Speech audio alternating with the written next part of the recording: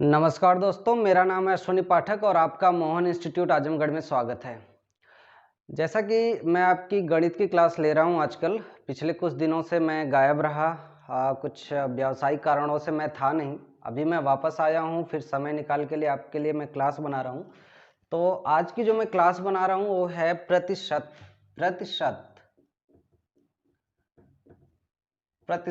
Percentage. और इस class को मैं कंबाइन करूंगा लाभ और हानि से। ठीक है, प्रतिशत और लाभ हानि इन दोनों को मैं एक साथ कंबाइन करूंगा। लेकिन सबसे पहले मैं आपको प्रतिशत के क्या फंडामेंटल्स होते हैं इसके लिए मैं एक या दो क्लास लूंगा। होता ऐसा है कि प्रतिशत है बहुत आसान, लेकिन बुक्स में क्या ढेर सारे फार्मूले दिए हुए हैं, ढेर सारी कंफ्यूजिंग चीज़ें दी हुई हैं। लेकिन मैं जो आपको क्लास लूँगा इसमें आपको ना कोई फार्मूला रटना है, ना कोई कुछ करना है। केवल और केवल एक ही कॉन्सेप्ट है जो मैं आपको बताऊंगा इस क्लास में, और उस क्लास पर, उस कॉन्सेप्ट पर आप प्रतिशत का कोई सा भी प्रश्न हल कर सकते हैं। और ये प्रश्न आपको किसी किताब में नहीं मिलेगा।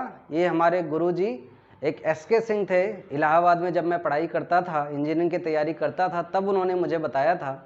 और वो चीज़ें मुझे तब से एक कंठस्थ हो गई, या तो यूँ कहें कि वो मेरे दिमाग में बैठ गई, जिसे आज मैं आप लोगों के साथ शेयर करूँगा।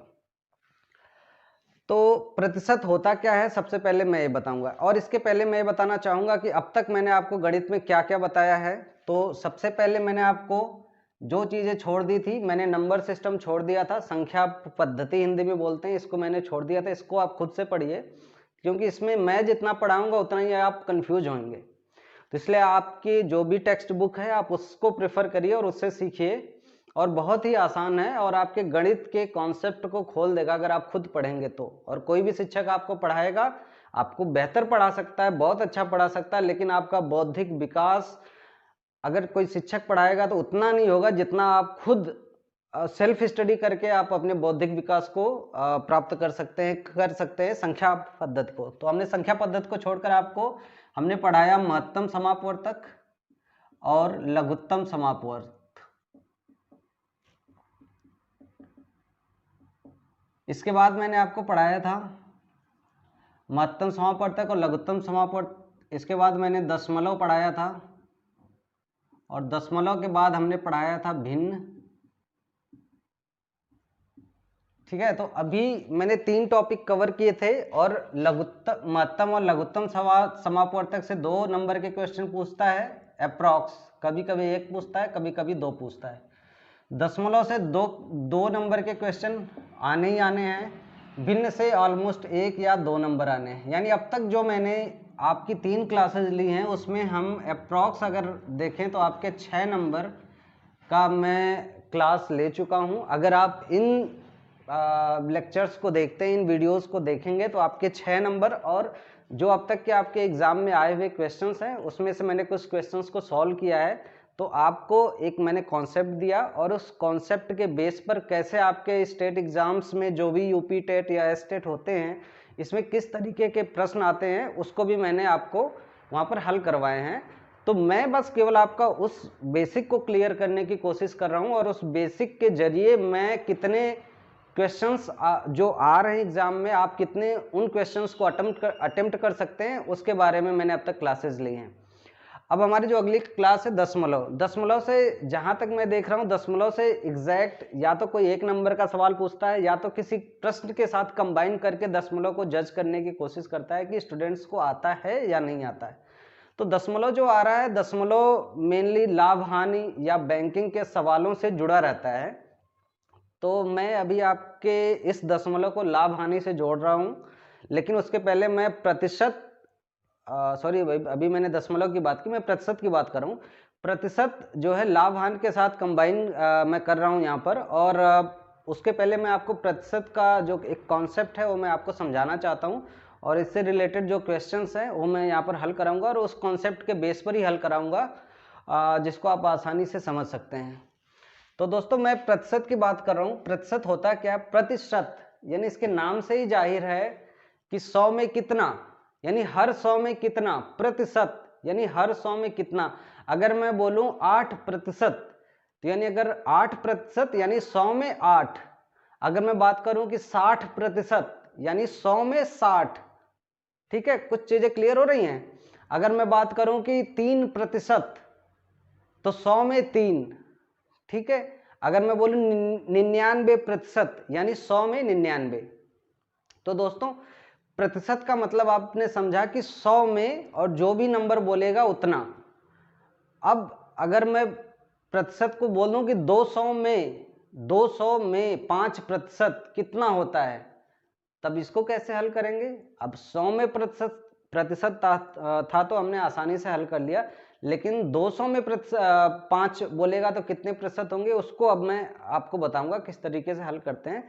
कॉन्सेप्ट इसका कुछ नहीं है, बहुत ही आसान सा है, बस आपको थोड़ी सी प्रैक्टिस और एक तरीके से थोड़ा सा दिमाग यहाँ पर खर्च करने की ज़रूरत है, और उस थोड़े से दिमाग को आप खर्च करके प्रतिशत को पूरी तरह से समझ सकते हैं। दोस्तों मैं देखता हूँ कि कुछ शिक्षक जो प्राइमरी लेवल के होते हैं वो भी प्रतिशत में कंफ्यूज होते हैं। कंफ्यूज इसीलिए होते हैं कि इसका कॉन्सेप्ट नहीं समझते हैं, प्रतिशत को रटने की कोशिश करते हैं, और जो भी प्रतिशत को रटेगा या जो भी केवल प्रतिशत के फार्मूले को याद करेगा वो हमेशा प्रतिशत के सवालों में कंफ्यूज रहेगा। लाभ हानि का प्रतिशत निकालना, उसमें भी कंफ्यूज रहेगा। बैंकिंग में भी प्रतिशत होते हैं, उसमें भी कंफ्यूज रहेगा। इसलिए पहले प्रतिशत क्या है इसको हम समझेंगे, इससे जुड़े हुए सवालों को हल करेंगे, क्योंकि गणित का जो एक मूलभूत सिद्धांत है उसमें प्रतिशत भी एक महत्वपूर्ण सिद्धांत है। इसलिए प्रतिशत के बारे में जो भी सिद्धांत है वो मैं आपको बताऊंगा, और छोटी छोटी कुछ क्लासेस लेकर प्रतिशत पर मैं ज़्यादा फोकस करता हूं, क्योंकि प्रतिशत जो आपकी अर्थमेटिक है, अंक गणित है, ये आपको हर जगह आपको मिलेगा इसमें प्रतिशत। तो प्रतिशत थोड़ा सा आपको घुमाकर क्वेश्चंस पूछे जाते हैं, इसलिए मैं प्रतिशत पर आपको ज़्यादा फोकस करवाऊंगा, और प्रतिशत का जो कॉन्सेप्ट है उसको मैं क्लियर करूंगा आज। तो प्रतिशत आपको समझ में आ गया कि प्रतिशत होता क्या है। कुछ में यानी 100 में कुछ जो भी नंबर दिए रहेंगे उतना प्रतिशत जो होता है उतना ही होता है। तो इस पर मैं जैसे एक एग्जाम्पल है, अगर कोई नंबर है, मान लीजिए 100 है, तो 100 का 10% क्या होगा, इसको कैसे हम हल करेंगे। तो 100 का 10% क्या होगा, यानी इसमें हम क्या करेंगे, यानी 100 जो भी नंबर रहेगा पहले प्रतिशत लिखेंगे, यानी 10% का मतलब हो गया 10/100, और यहाँ पर नंबर लिखेंगे जो भी नंबर है हमारा 100, तो 100, और इस 100 से 100 कैंसिल हो जाएगा, इसका मतलब होगा 10। ठीक है दोस्तों, अगर इस 100 के बजाय 200 होता फिर क्या होता। अगर 100 के बजाय 200 होता तो इसका 10% क्या होता। अगर 100 के बजाय हम 200 लिखें तो 200 का 10% क्या होगा। तो यहाँ पर सेम फार्मूला, 10% का मतलब हो गया 10/100, और जो भी नंबर है यहाँ पर हम लिख देंगे, तो ये कितना हो जाएगा, ये कैंसिल हो गया, यानी ये 20 आएगा।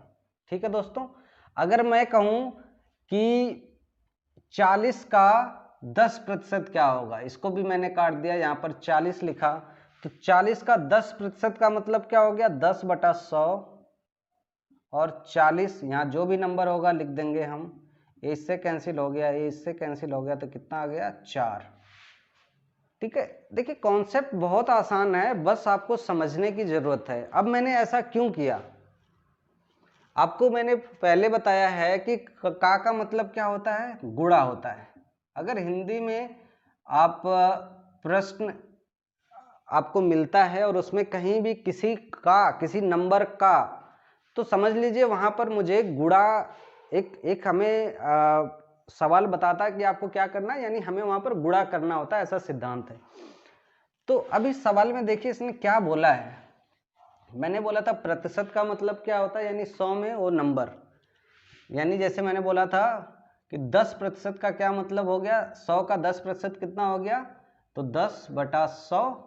10% को हम लिख सकते हैं 10/100।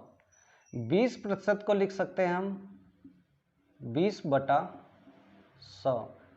3% को लिख सकते हैं हम 3/100। 100, यानी 100 का 3, 10 का 20, सॉरी 100 का 20, 100 का 10, 10%, 100 का 10, 20%, 100 का 20 और 3% यानी 100 का 3।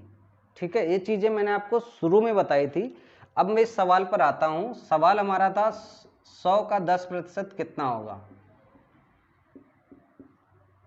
तो मैंने आपको जल्दी जल्दी बताया था, अब मैं आपको कॉन्सेप्ट बता रहा हूं क्या है। 100 का यानी 100 तो हम नंबर को एज इट इज लिख लेंगे। ठीक है, का मतलब हो गया गुणा, और 10% का मतलब हो गया 10/100। ठीक है, तो 100 से 100 पूरा कट जाएगा, हमारा क्या बचेगा 10। अब मैंने नंबर बदल दिया था, यहाँ पर लिख दिया था 200 का 10% कितना होगा। तो हमारा यही सेम कॉन्सेप्ट, 200 को हम यहाँ पर लिखेंगे और 10% है तो 10% यहाँ पर लिखेंगे। 10% को क्या लिख सकते हैं, 10/100। इसको क्या लिख सकते हैं हम, यहाँ 2 बचेगा और 10 दूनी 20। अच्छा, एक अच्छा सा आपको मैं आपके लाइफ में जो आपने फील किया होगा वो मैं एग्जांपल बताता हूँ कि जब आप 10वीं क्लास में रहे होंगे तो 10वीं क्लास में क्या होता है, आपका 600 नंबरों का आपका पूर्णांक होता है। पूरे पेपर का पूर्णांक जो है 600 नंबरों का होता है। तो अब मैं आपसे पूछ रहा हूँ 600 का 60% कितना होता है। तो इसको आप किस तरीके से निकालते थे। ठीक है, तो इसको हम किस तरीके से निकालेंगे, इससे आपको कुछ चीजें क्लियर हो जाएंगी। यानी हमें पता है कि 360 नंबर जो पाएगा या इससे ऊपर पाएगा वो फर्स्ट डिवीजन में आता है। ठीक है, तो मैं वही पूछ रहा हूं कि अगर 600 नंबरों का आपका पूर्णांक है तो आपको अगर फर्स्ट डिवीजन में आना है तो आपको मिनिमम कितने नंबर लाने पड़ेंगे। तो 600 का यानी 600 इंटू 60 डिवाइडेड बाई 100, इससे कट गया, कितना लाना पड़ेगा, 6 और 60 का गुणा करेंगे तो कितना आ जाएगा, 6 का 36 और एक जीरो लग जाएगा 360। ठीक है, अगर आप मान लीजिए 12वीं में थे तो 12वीं में कितने का पूर्णांक होता था पूरे पेपर का, 500। तो यहाँ 500 का 60% कितना होगा, 500 का 60% हो जाएगा 500 गुणे 60/100 और 100 से कैंसिल हो जाएगा, बचेगा 5 और 60 गुणे 5 करेंगे तो कितना आएगा 300। यानी अगर 12वीं में आप 300 नंबर लाएंगे तो आप फर्स्ट डिवीजन में आएंगे या 300 से ऊपर लाएंगे, और हाई स्कूल में आप 360 नंबर से ज़्यादा लाएंगे तो आप जो है फर्स्ट डिवीजन में आएंगे। तो चीज़ें वही है, फंडामेंटल्स वही है, आपने इसको ऑलरेडी यूज किया है, चाहे आपको गणित आती थी या नहीं आती थी, आप ऑलरेडी इस संक्रिया को हल करते थे और ये सबको पता था कि इतने नंबर आएंगे, 60% आएंगे तो आप जो फर्स्ट डिवीजन में आओगे, या 60% से ऊपर आएगा तो फर्स्ट डिवीजन में आओगे। अब एक और सवाल, अगर मान लीजिए किसी को कुछ नंबर मिले, किसी को मान लीजिए नंबर मिला 300, मान लीजिए 200 नंबर मिले, कितना पूर्णांक था 600, तो अब कह रहा है कि 600 का 200 कितने परसेंट है, यानी 600 का 200 कितने प्रतिशत हैं। ठीक है, तो इसको आप कैसे हल करोगे। अब देखिए, जो मैं आपको कॉन्सेप्ट बताना चाहता था वो यहीं से निकलेगा, यहीं से निकलेगा और यहीं से निकलेगा। ठीक है, अब हमारा सवाल क्या, अब मान लीजिए जो मैंने आपको बताया था, यानी 600 का x% कितना है, 200 है।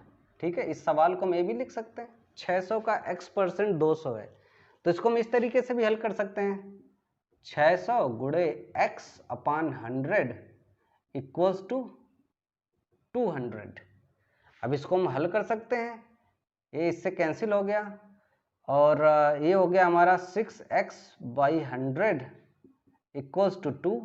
इसको हम लिख सकते हैं 2 से इसको भी कैंसिल कर सकते हैं, कितना आया 3, यानी x 3x बराबर, और 100 इधर ले जाएंगे तो 1 × 100 हो जाएगा और x की वैल्यू क्या आ जाएगी 100/3। ठीक है, ये कैसे हुआ अभी मैं आपको कैलकुलेशन स्टेप बाय स्टेप समझाऊंगा। तो x की वैल्यू क्या आ जाएगी 33.3, यानी अगर आप, यानी इस सवाल का कितने प्रतिशत है, तो ये 33%, 33.33% है। ये तो हो गया कॉन्सेप्ट वाइज, जो मैंने एक कॉन्सेप्ट आपको बताया उसी से आपने इसको हल कर लिया। लेकिन अभी जो मैंने आपको विधि बताई है ये थोड़ी सी आपको समझने में दिक्कत आएगी, क्योंकि अगर आपको बीजगणित नहीं आती है तो ये एक्सप्रेशंस आपको समझने में दिक्कत करेंगे, ठीक है। लेकिन मैं आपको ये बताना चाहता हूँ, कम से कम आप थोड़ी सी बीजगणित खुद आप देख लीजिए जब तक मैं बीजगणित की क्लास नहीं लेता हूँ, क्योंकि बीजगणित के एक्स वाई और ये नॉर्मल से एक्सप्रेशन ये हर सवाल में यूज होने हैं। या तो मैं एक्स लिखूं या क लिखूं या ख लिखूं, अब आप इस लेवल में हैं कि आपको समझ में आ जाएगा। लेकिन जिनको नहीं समझ में आ रहा है वो थोड़ा सा बीजगणित, जो बेसिक बीजगणित है, जो 5वीं क्लास में या 6ठी क्लास में पढ़ाया गया होगा उनको, वो थोड़ा सा देख लें कि किस तरीके से हम एक्स वाई को जोड़ते हैं, किस तरीके से घटाते हैं और किस तरीके से गुणा करते हैं। बस इतना ही जो गणितीय संक्रियाएं हैं, इसके लिए मैं बीच में आपको एक क्लास लूंगा और ये चीज़ मैं बताऊंगा, क्योंकि बिना इसको बताए आप, जिनको समझ में आ रहा है तो अच्छा है, जिनको नहीं समझ में आ रहा है उनके लिए गणित बहुत ही मुश्किल हो जाएगी। तो जब तक मैं नहीं आपको पढ़ा रहा हूँ, मेरी आपसे प्रार्थना है कि आप खुद पढ़ लें अगर आपको गणित समझना है तो। नहीं तो मैं बीच में एक दो दिन या प्रतिशत के बाद की मैं क्लास ले लूँगा, लाभ हानि से जस्ट पहले एक बीजगणित की, एक बेसिक बीजगणित की, अलजेब्रा की, ताकि आपको चीज़ें जो मैं बताता हूँ यहाँ पर वो आपको चीज़ें क्लियर हो जाएं तुरंत। अभी मैंने क्या किया इसको मैं आपको विस्तार से बताता हूँ, फिर से समझाता हूँ मैंने क्या आपको बताया था। मैंने आपको बताया था हमारा प्रश्न है 600 का 200 कितने प्रतिशत है, ठीक है। अब मान लीजिए हमें 200 नंबर, हमारा इसके पहले हमने बताया था जैसे 600 का x प्रतिशत कितना है, ऐसा सवाल बताया था।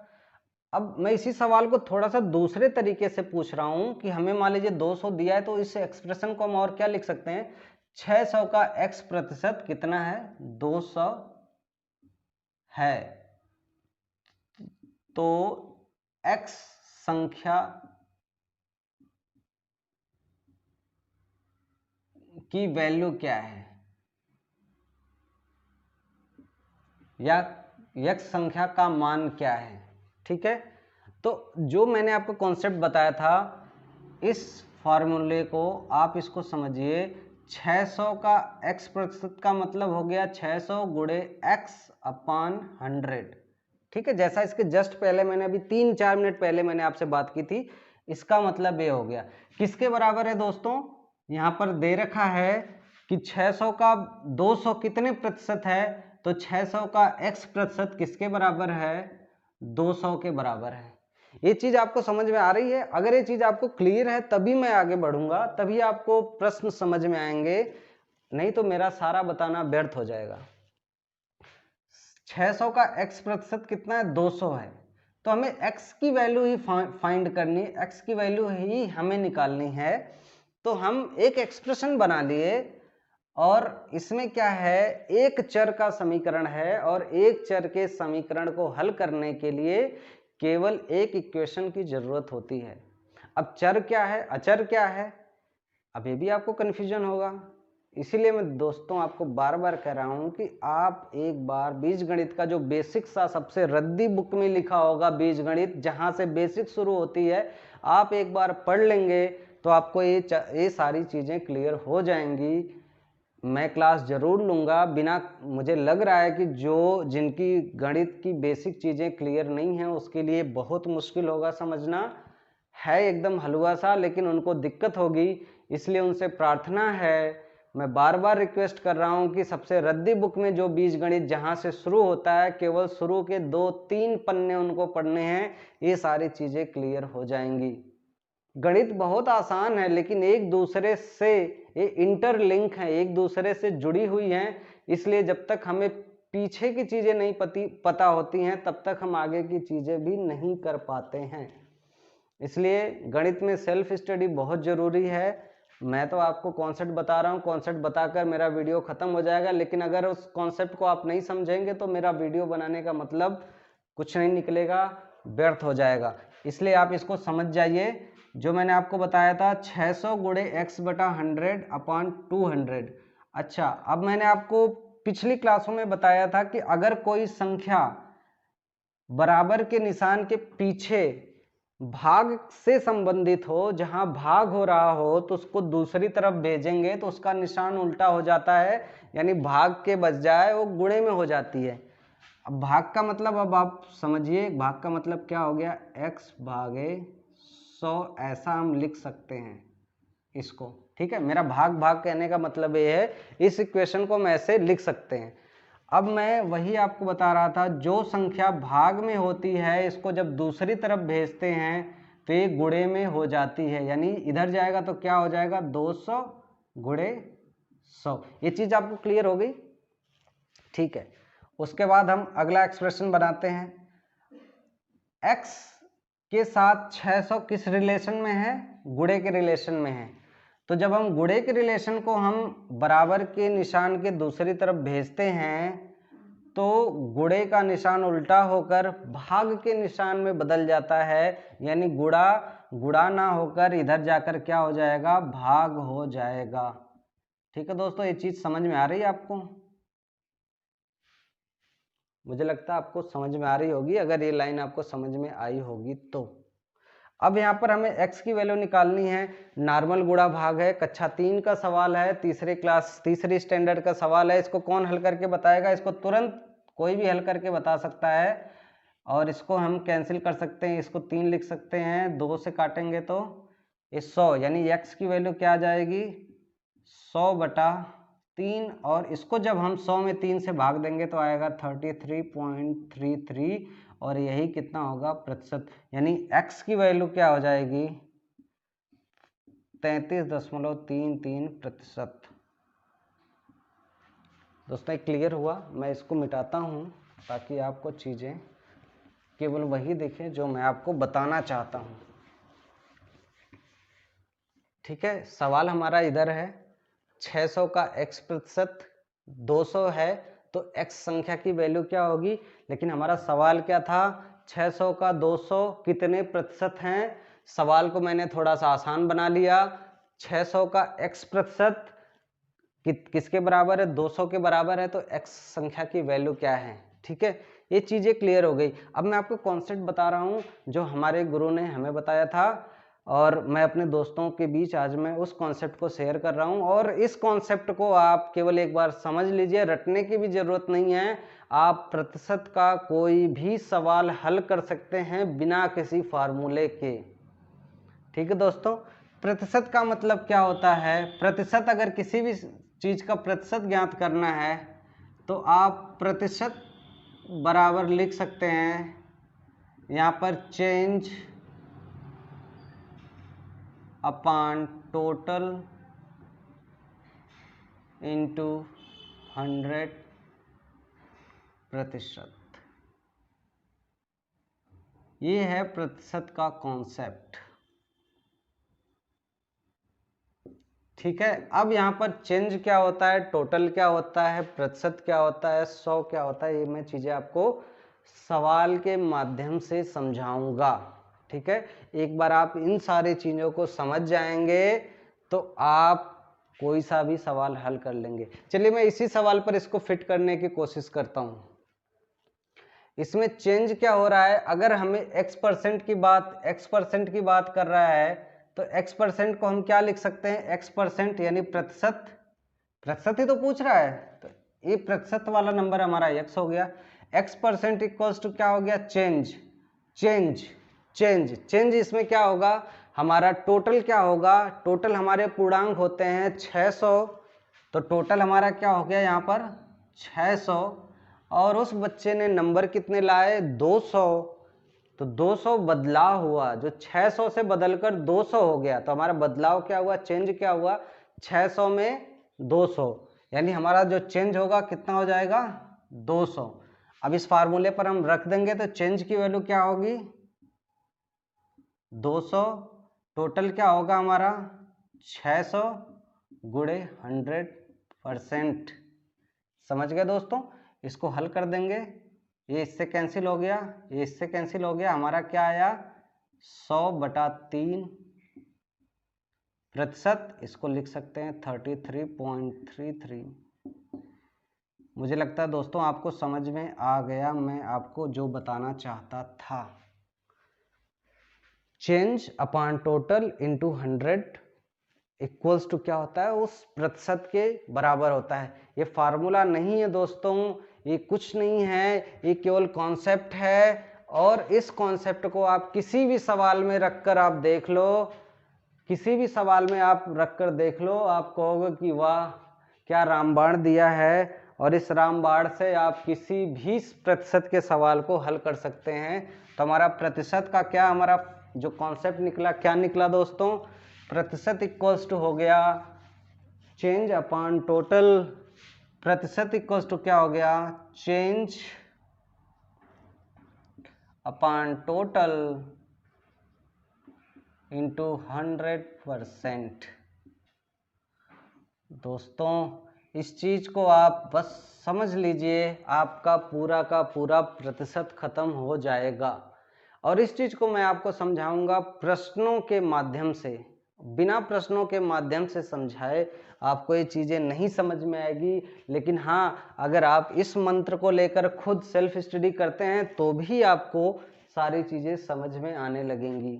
ठीक है दोस्तों, तो प्रतिशत का मूल मंत्र यही है, चेंज अपॉन टोटल, यानी हमारा बदलाव क्या हुआ और हमारा कुल क्या था, उसमें 100 का गुणा करना है और कुछ नहीं, और कुछ नहीं करना है। जो किताब में फार्मूले दिए हैं वो सारे के सारे व्यर्थ हैं। उससे आप, अगर आप सेल्फ स्टडी करेंगे तो इससे आप सारी चीजें समझ जाएंगे।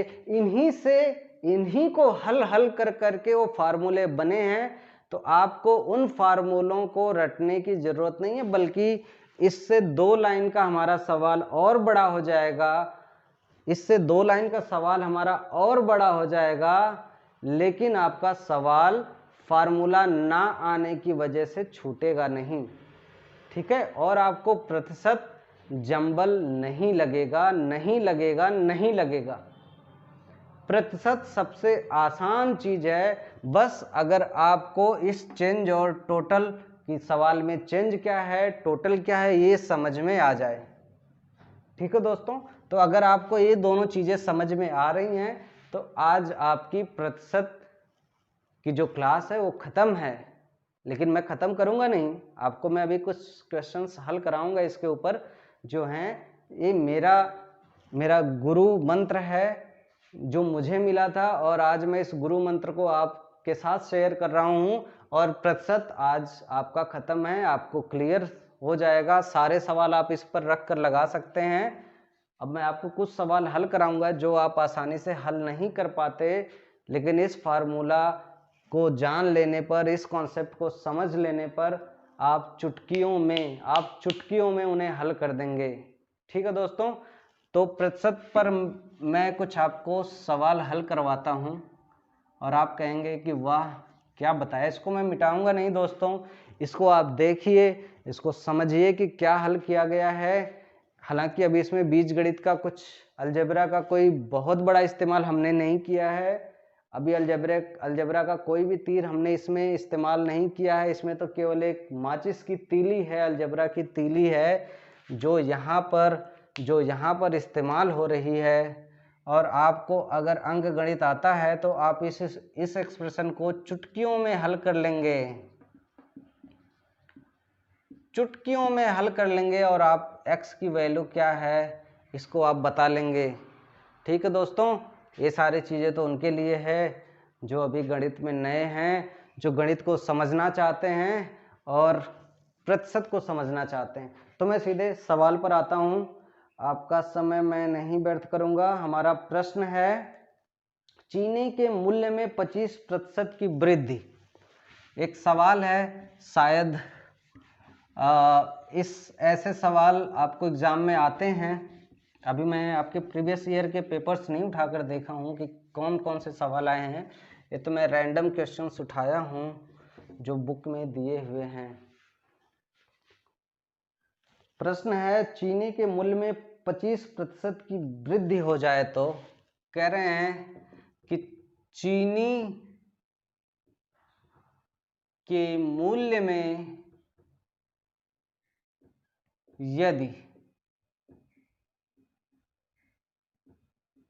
25% की वृद्धि हो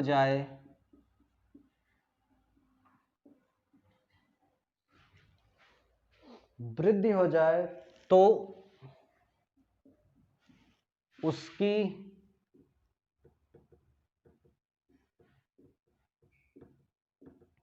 खपत में कितनी कमी कर दें,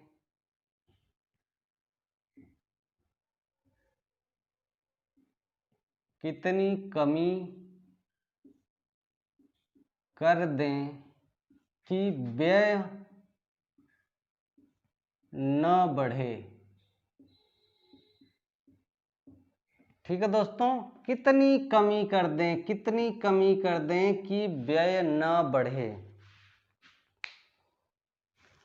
अब मुझे नहीं पता कि चीनी का दाम कितना है, कितना हम चीनी खरीदते हैं या क्या करते हैं।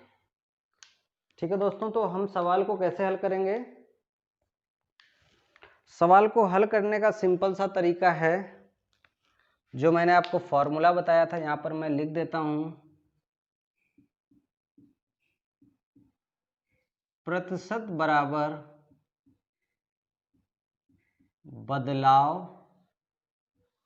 अपान पुराना या टोटल बदलाव बटा कुल इंटू 100%।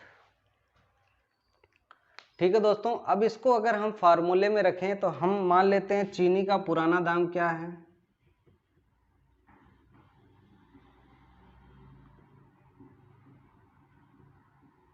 चीनी का पुराना मूल्य मान लिया हमने 100 है।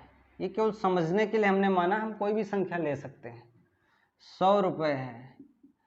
अब हमने 100 क्यों लिया? क्योंकि हमें 100 से प्रतिशत को समझने में आसानी रहेगी और आपका कॉन्सेप्ट जो हम बता रहे हैं इसको तुरंत आपको समझ में आ जाएगा। हम सवाल को जंबल नहीं करना चाहते हैं, तो हम ऐसी संख्या मानते हैं जिससे हमारा सवाल आसानी से हल हो जाए, ना कि हम उसको जंबल बनाकर खुद उसमें फंस जाएं। ठीक है, हमें सवाल के उत्तर को फंसाना है, प्रश्नों के उत्तर को फंसाना है, ना कि हमें प्रश्नों में ही फंस जाना है, प्रश्नों में ही उलझ जाना है। तो उलझने का काम हमें नहीं करना, इसलिए हम कुछ ऐसा नंबर लें जिसको आसानी से हम समझ सकें।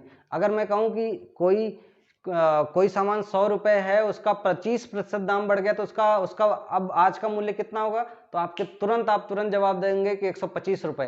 लेकिन अगर मैं पूछूं कि एक चीनी है, उसका दाम 90 रुपये है, उसके आज की मूल्य में 12% की बढ़ोतरी हो गई, तो उसका मूल्य कितना हुआ, आज का मूल्य कितना हुआ? तो आपको बताने में सोचना पड़ेगा, हल करना पड़ेगा, तब शायद आप बता पाएं। इसलिए मैंने ऐसी संख्या ली है कि आप अपने मन में ही कैलकुलेशन कर लें, आप अपने मन में ही कैलकुलेशन कर लें कि उसका उत्तर क्या है। सवाल हल करने की जरूरत नहीं है, इसलिए हम ऐसा संख्या लेते हैं, ऐसी संख्या मानते हैं जिससे हमारा सवाल आसान हो जाए। ठीक है दोस्तों, तो चीनी का पुराना मूल्य 100 रुपये है, 25% की वृद्धि हो गई, वृद्धि हो जाने के बाद चीनी का मूल्य कितना हो जाएगा? 100 प्लस 25 यानी 125 रुपये। अब पूछ रहा है कि कितनी खपत हम कम कर दें, कितनी खपत हम कम कर दें कि हमारे व्यय में कोई वृद्धि ना हो। सिंपल सी बात है कि अगर हम 25 रुपये एक्स्ट्रा खर्च कर रहे हैं तो हम उतना ही सामान खरीदें कि जिसकी खपत उतनी ही कम कर दें जिस रेशियो में हमारा जो है उसका दाम बढ़ा है। यानी कितना बदलाव हुआ, हमारी पुरानी चीजों से कितना बदलाव हुआ, बस हमें ये चेक करना है। आइए देखते हैं कितना बदलाव हुआ। अगर 1 किलो का, हाँ तो दोस्तों अभी जो मैंने आपको फार्मूला बताया है, जब इस पर हम मान रखेंगे तो हमें कितने प्रतिशत की कमी करनी है हमें नहीं पता, तो उसको हम लिख देते हैं x%। और अब देखिए यहाँ से सारी चीज़ें हैं। बदलाव कितने का हुआ हमारा? 25 रुपये का, यानी पुराना मूल्य कितना था 100 और नया मूल्य कितना है 125। ठीक है दोस्तों, चीनी का पुराना मूल्य 100 है और वृद्धि हो जाने के बाद नई जो चीनी का नया मूल्य है वो कितना है 125 है। तो हमारा बदलाव कितने का हुआ 25 रुपए का। तो यहाँ पर चेंज कितने का हुआ 25 और अब टोटल क्या है, टोटल है हमारा 125 और हमारा फार्मूला क्या बोलता है 100%। तो इसको हम आगे क्या लिख सकते हैं 25/125। इसको जब हम कैलकुलेट करेंगे तो 25 को 5 बार इसमें भाग देंगे तो 125 हो जाएगा और 125 से इसको लिख सकते हैं 100/5 और 5 से इसको डिवाइड करेंगे तो 20% आ जाएगा। तो x% इक्वल्स टू कितना हो जाएगा 20%। यानी कि जो हमारी खपत है, अगर उसमें हम जो हमारी पुरानी खपत है उसमें अगर हम 20% की कमी कर दें तो हमारा जो व्यय है वो बिल्कुल भी नहीं बढ़ेगा। ठीक है दोस्तों, ये चीज़ें क्लियर हो गई। अब मैं आपको अगले सवाल पर ले चलता हूँ। सवाल सिंपल सा था, चीनी के मूल्य में यदि 25% की वृद्धि हो जाए तो उसकी खपत में कितनी कमी कर दें कि व्यय न बढ़े। अब मैं सवाल को भूल गया, सवाल क्या दिया है। अब मैं दो चीज़ें मान ली कि चीनी का पुराना मूल्य 100 रुपये है और 25% की वृद्धि हो जाने के बाद चीनी का मूल्य 125 हो जाता है। तो हमारा चेंज कितना हुआ, हमारा बदलाव कितना हुआ 25% यानी 25 और टोटल कितना अब हो गया है हमारा 125। तो 25/125 यानी बदलाव बटा कुल गुणे 100। तो x% बराबर कितना हो गया 25/125 और इसको हमने हल कर दिया तो ये आ गया हमारा 20%। तो यानी अगर हमें जो कमी करनी है हमारे व्यय में, अगर हम अपने व्यय में अच्छा, अब इस सवाल को, इस कॉन्सेप्ट को अभी मैं इसमें आपको ढंग से नहीं समझा पाऊंगा क्योंकि इसमें हम कमी करें या ज़्यादा हम व्यय बढ़ाएं तो कितना हमारा व्यय बढ़ा या कितना वो हुआ, ये चीज़ें भी इसमें शामिल हो जाएंगी। तो अभी मैं अगले क्वेश्चन में आपको ये कॉन्सेप्ट और ढंग से समझा पाऊंगा। अगला सवाल मैं लेता हूँ आपके सामने ताकि आपको ये कॉन्सेप्ट क्लियर हो जाए। और दोस्तों गणित होती बहुत आसान है, बस आपको कॉन्सेप्ट समझने हैं और कॉन्सेप्ट का इस्तेमाल करना है। केवल कॉन्सेप्ट जान लेने से गणित नहीं आती है और स्पीड तभी बनती है जब आप प्रैक्टिस करते हैं। तो प्रैक्टिस करना बहुत ही ज़रूरी है। अब मैं आपको जो सवाल ले रहा हूँ, सवाल है राम की आय श्याम की आय से 20% अधिक है तो श्याम की आय राम की आय से कितने प्रतिशत कम है। अच्छा, सवाल ये है राम की आय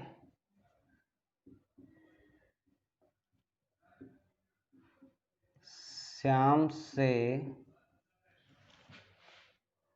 20% अधिक है।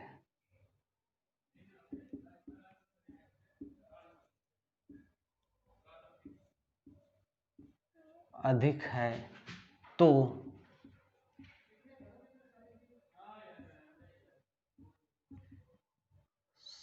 श्याम की आय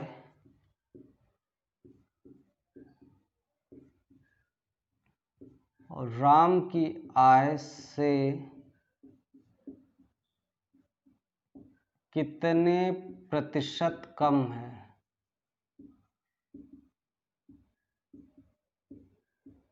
ठीक है दोस्तों, कितने प्रतिशत मतलब हमें अपने कॉन्सेप्ट का हिंट मिल गया कि प्रतिशत ये है। अब हमें ढूंढना क्या है, बदलाव और कुल।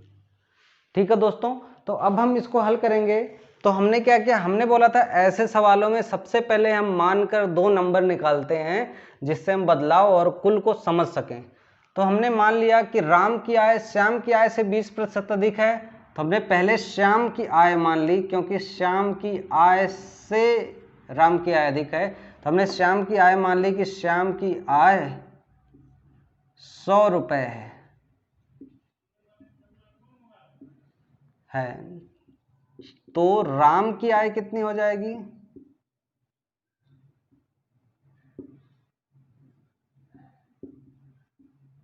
राम की आय हो जाएगी श्याम की आय से 20% अधिक है, तो 100 का 20% कितना हो गया 20, यानी राम की आय कितनी हो जाएगी 120 रुपए। ठीक है, अब देखिए सवाल में क्या पूछता है, सवाल में पूछ रहा है कि राम की आय से श्याम की आय कितने प्रतिशत कम है। राम की आय से श्याम की आय कितने प्रतिशत कम है। राम की आय श्याम की आय से 20% अधिक है, तो श्याम की आय राम की आय से कितने प्रतिशत कम होगी। ठीक है दोस्तों, अब हम यहाँ पर देखते हैं कि बदलाव कितना हो रहा है, यानी राम की आय कितनी है 20% अधिक है, तो इसको लिख सकते हैं हम 100 + 20 = 120। ठीक है दोस्तों, तो अब हम देखते हैं कि हमारा बदलाव कहाँ हो रहा है। प्रश्न में बदलाव हो रहा है कि 100 से हमारा कितना हो रहा है 120 हो रहा है, तो हमारा बदलाव क्या हुआ, ये 20 रुपया हुआ। तो बदलाव हम यहाँ जो हमारा प्रतिशत में जो बदलाव है हमारा कितना है 20 है, और टोटल कितना है दोस्तों 120 है, और हमारा फार्मूला क्या कहता है 100 का गुणा करना पड़ता है, तो हमारा प्रतिशत निकल जाता है। तो इसको हम करके देखते हैं, 20 से 120 में हम भाग देंगे तो 6 बार जाएगा, यानी पूरी तरह से डिवाइड हो जाएगा, 6 हो जाएगा, यानी 100/6। और इसको हम हल करेंगे तो इसको हम 100 में 6 की भाग देंगे, तो एक बार यहाँ जाएगा 6 आ जाएगा, 40 हो जाएगा, 6 36 हो जाएगा, फिर 4 बचेगा, दशमलव लेंगे 40 हो जाएगा, और ये 6 6 6 आता रहेगा। ठीक है, और इसको हम लिख सकते हैं 16.66, और ऐसे परसेंट में लिख सकते हैं 16.66% श्याम की आय राम की आय से कम है। आपको समझ में आया मैं क्या आपको बताने की कोशिश कर रहा हूं। चीजें क्लियर हो रही हैं आपको। अब मैं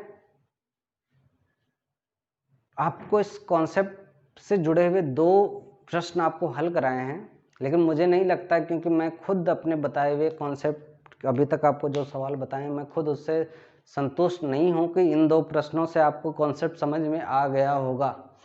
मैंने प्रैक्टिस की है, मैंने प्रैक्टिस की थी, इसलिए मुझे आसानी से समझ में आ गया, लेकिन आपको तुरंत नहीं समझ में आया होगा। आप खुद कुछ क्वेश्चंस को हल करिए और इस प्रश्न को, ऐसे प्रश्न पर इस कॉन्सेप्ट को इस्तेमाल करने की कोशिश करिए, फिर देखिए कि आपको चीज़ें समझ में आती हैं या नहीं। फिर मैं जो अगली क्लास लूँगा उसमें आपको मैं ढेर सारे क्वेश्चंस इसी कॉन्सेप्ट पर बेस्ड बताऊँगा, ताकि आपको सारी चीज़ें क्लियर हो जाएं। अभी मैंने आपको सवाल हल कराने में कहीं ढेर सारे शॉर्टकट्स मारे हैं, क्योंकि मैंने इसलिए मारे हैं कि मैं कोई प्रोफेशनल टीचर नहीं हूं दोस्तों, तो मुझे उतनी अच्छी तरीके से पढ़ाना, गणित पढ़ाना आता नहीं है, लेकिन गणित आता है।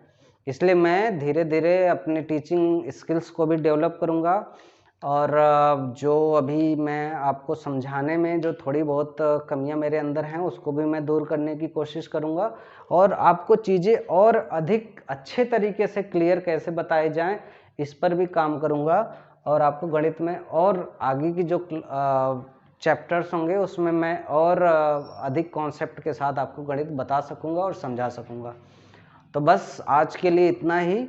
आप गणित की प्रैक्टिस करिए, जो मैंने कॉन्सेप्ट आपको बताया है इस पर आप थोड़ा सा ध्यान दीजिए, चीज़ों को समझिए, रटिए नहीं। गणित में अगर आप रटेंगे तो आप फेल हो जाएंगे, गणित का आप ABCD भी नहीं समझ पाएंगे। हाँ, अगर तुक्का लग गया तो आप नंबर पा सकते हैं, अदरवाइज गणित रटने की चीज़ नहीं है, आपको समझनी ही पड़ेगी। आप गणित को समझिए, गणित को हल करिए, कॉन्सेप्ट मैं बताऊंगा, प्रैक्टिस मैं कराऊंगा, कॉन्सेप्ट से संबंधित प्रश्न मैं लेकर आऊँगा, मैं हल कराऊंगा, और कॉन्सेप्ट मैं आपका क्लियर कराऊंगा। बस आप हमारे साथ बने रहिए। मोहन इंस्टीट्यूट आजमगढ़ में आप इसी तरह से अपना योगदान देते रहिए, आप जुड़े रहिए बस। और गणित आपके लिए आसान है, गणित की राहें आपके लिए आसान हो जाएंगी और कल जो मैं अगला चैप्टर आपको बताऊंगा, अगले चैप्टर में मैं अगले क्लास में मैं आपको इन्हीं कॉन्सेप्ट के ऊपर बेस्ड क्वेश्चंस लेकर आऊँगा और बहुत अच्छे अच्छे क्वेश्चंस मैं निकालूंगा। थोड़ा मैं टाइम दूंगा उन क्वेश्चंस पर, क्योंकि प्रतिशत जो है अच्छों को भी नहीं आती है। इसलिए मैं दोस्तों आपको बताता हूँ, मैं आपका प्रतिशत ऐसा कर दूंगा कि प्रतिशत से जुड़े हुए चाहे बैंकिंग के प्रश्न हो, चाहे आपके मेंसुरेशन के प्रश्न हो, चाहे रेशियो पर जो प्रतिशत से संबंधित क्वेश्चंस आते हैं वैसे प्रश्न हो, या लाभ हानि प्रॉफिट एंड लॉस के क्वेश्चंस हो, या कुछ और भी जैसे रेखा गणित से संबंधित कुछ चीज़ें होती हैं, ये सारी चीज़ें जो प्रतिशत के ऊपर निर्धारित रहती हैं वो आप चुटकियों में आप हल कर लेंगे केवल इस कॉन्सेप्ट के बेस में। लोग अच्छे लोग जिनको दूसरे चैप्टर में अच्छी नॉलेज होती है, गणित के दूसरे चैप्टर्स की अच्छी नॉलेज होती है, लेकिन प्रतिशत ना आने की वजह से वो सवाल गलत कराते हैं। ठीक है दोस्तों, तो ऐसा नहीं होगा, नहीं होगा, नहीं होगा। आप प्रतिशत को पूरी तरह से हल करोगे, प्रतिशत को समझोगे, प्रतिशत को आप फोड़ दोगे, इसकी गारंटी मैं लेता हूँ। मैं आपको प्रतिशत पूरी तरह से समझा दूंगा, बस आप बने रहिए हमारे साथ। तो आज के लिए दोस्तों बस इतना ही। फिर अगले वीडियो में और इंटरेस्टिंग क्वेश्चंस मैं लेकर आऊँगा और चुटकियों में हल कराऊँगा।